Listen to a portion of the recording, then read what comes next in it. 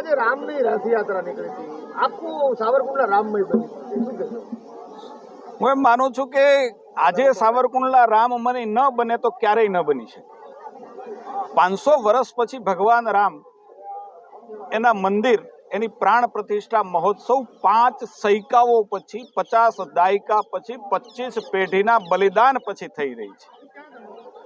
એક વખત મને યાદ છે કે દેશના નાયબ પ્રધાનમંત્રી સરદાર વલ્લભભાઈ પટેલે મારા દેવનો દેવ મહાદેવનો જીર્ણોદ્ધાર સોમનાથ મહાદેવનો કરાયો તો ફરીથી એક ગુજરાતી નરેન્દ્રભાઈ મોદી એમણે પ્રણ લીધું હતું. ભારતીય જનતા પાર્ટી જ્યારે ભારતીય જનસંઘના સ્વરૂપમાં જન્મ લીધો તો ત્યારથી અમારો આ સંકલ્પ હતો, દેશવાસીઓ સમક્ષ અમે આ સંકલ્પ મૂક્યો હતો. ત્યારથી આજ સુધી અમે કહેતા હતા કે જહાં જન્મ શ્રી રામ કા હુઆ મંદિર વહી બનાએંગે. અમારો નારો આટલા વર્ષ સુધી ચાલ્યો.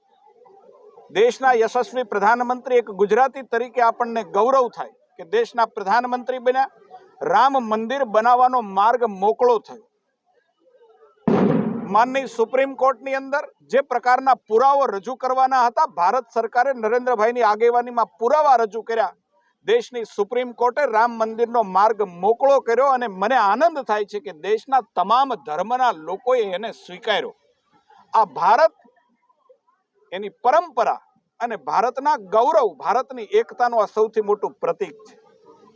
આજે અયોધ્યાની અંદર જે પ્રકારનો માહોલ છે, હું એક જનપ્રતિનિધિ તરીકે કહું કે એનાથી સાવરકુંડલાનો માહોલ એક તસુભાર ઓછો ન હોઈ શકે. એ સાવરકુંડલાની જનતાનું શ્રી રામ પ્રત્યેનું કમિટમેન્ટ છે.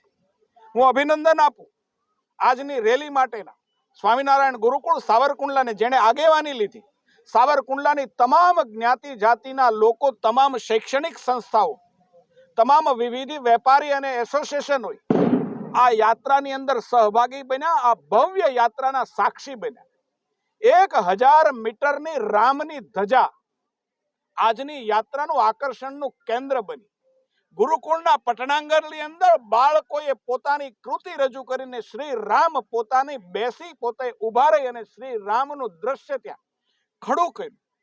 કેટલીય રાસ મંડળીઓ પોતાનો અભિનય કરતા કરતા આનંદની અંદર આખા નગરની પરિક્રમા કરી અને સાવરકુંડલાની જનતાએ આ તમામ વ્યક્તિ જોડાયેલોમાં રામના દર્શન કર્યા. હું એમ માનું છું કે અમારું સાવરકુંડલા એ અયોધ્યાનો ઉત્સાહ છે, એ જ સાવરકુંડલાની અંદર 2 ગણો વધારે હોય એના દર્શન મને ત્યાં. હું જનજનના દિલની અંદર રામના દર્શન કરી એક જનપ્રતિનિધિ તરીકે ગૌરવિત થઉં છું. મને આનંદ છે કે સાવરકુંડલાએ જે એકતાના દર્શન કરાવ્યા છે, રામમય બન્યું છે. તમામ સીમાડાઓ ઓળંગી બાળકથી લઈ અને બુજુર્ગ લોકો આજે રામમય બન્યા છે. અમારા માટે ગૌરવની વાત છે, અમારા નગર માટે ગૌરવની વાત છે, અમારા શહેર માટે ગૌરવની વાત છે, અમારા વિસ્તાર માટે ગૌરવની વાત છે.